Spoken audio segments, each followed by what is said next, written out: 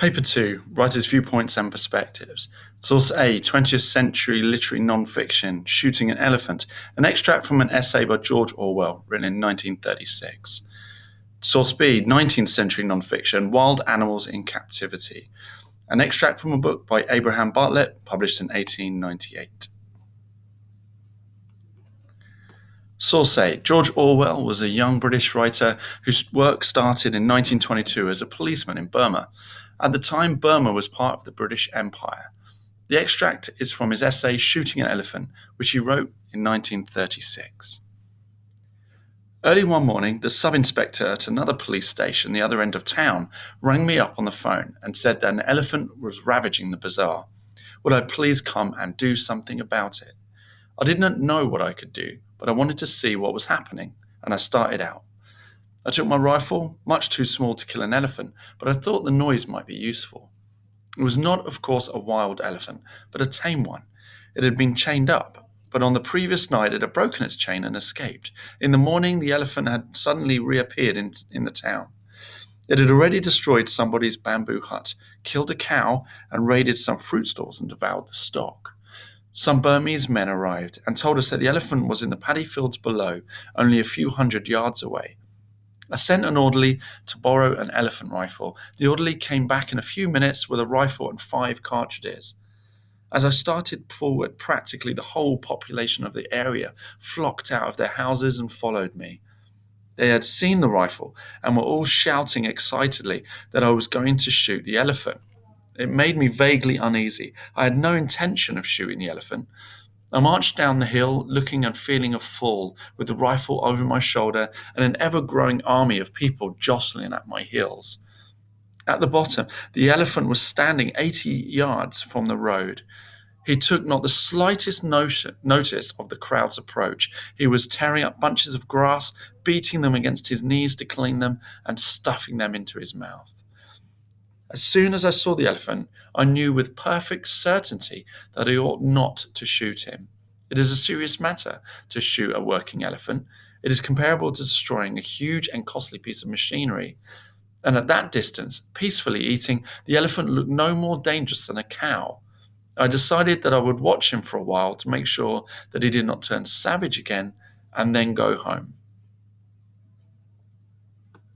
But at that moment, I glanced around at the crowd that had followed me. It was an immense crowd, 2,000 at the least and growing every minute. I looked at the sea of faces above their garish clothes, faces all happy and excited over this bit of fun, all certain that the elephant was going to be shot. They were watching me as they would watch a conjurer about to perform a trick, and suddenly I realized that I should have to shoot the elephant after all. The people expected it of me, and I had got to do it. Here was I, the white man with his gun, seemingly the leading actor of the piece, but in reality I was only a puppet pushed to and fro from the will of those faces behind. To come all that way, rifle in hand, with 2,000 people marching at my heels, and then to trail feebly away, having done nothing? No, that was impossible. The crowd would laugh at me. But I did not want to shoot the elephant. It seemed to me that it would be murder to shoot him. Somehow, it always seems worse to kill a large animal. It was perfectly clear to me what I ought to do. I ought to walk up to the elephant and test its behavior. If he charged, I could shoot. If he took no notice of me, it would be safe to leave him. But I also knew I was going to do no such thing. If the elephant charged and I missed him, I should have about as much chance as a toad under a steamroller. The sole thought in my mind was that if anything went wrong, those 2,000 Burmese people would see me pursued, caught, and trampled on. And if that happened, it was quite probable that some of them would laugh. That would never do. There was only one alternative.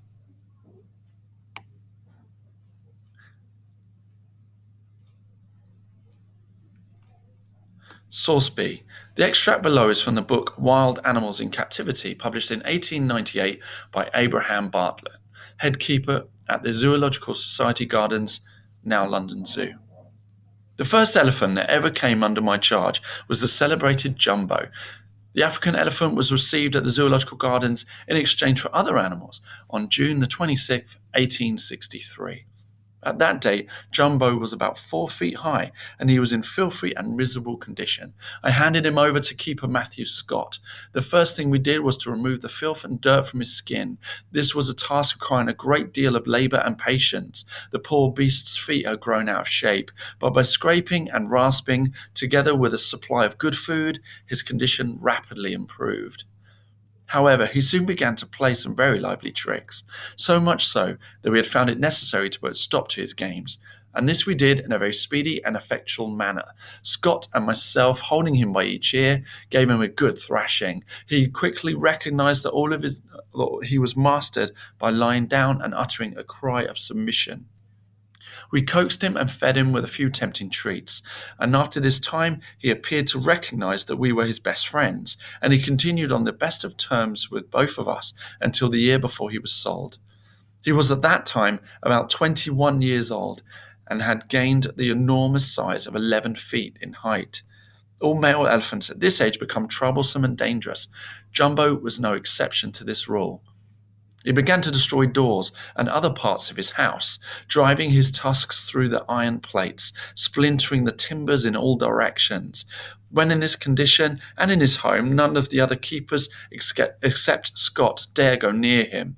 But, strange to say, he was perfectly quiet, and soon he was allowed to be free in the gardens. I was perfectly aware that his restless and frantic condition could be calmed by reducing the quantity of his food, fastening his limbs by chains, and an occasional flogging. But this treatment would have called forth a multitude of protests from kind-hearted and sensitive people, and would have led to those keepers concerned appearing before the magistrates at the police court charged with cruelty. It is only those who have had experience in the management of an elephant who are aware that, unless the person in charge of him is determined to be master and overpower him, that person will lose all control over him and will be likely to fall victim to his enormous strength. But to return to Jumbo's early days, he was very soon strong enough to carry children on his back, and therefore a new saddle was made for him. At that time, all the cash handed to the keepers or the elephants by the people who rode on them was the keepers to keep. How much they received from the visitors will probably never be known, but as Jumbo became the great favourite, Scott came in for the lion's share. Jumbo had been for nearly 16 years quiet, gentle, and obedient, and had daily carried hundreds of visitors about the gardens.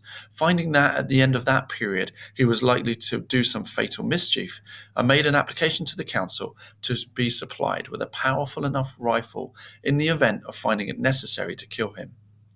About this time, I received a letter from Mr. Barnum asking if the Zoological Society would sell the big African elephant and at what price. I wrote immediately to Mr. Barnum, telling him that he could have Jumbo for £2,000.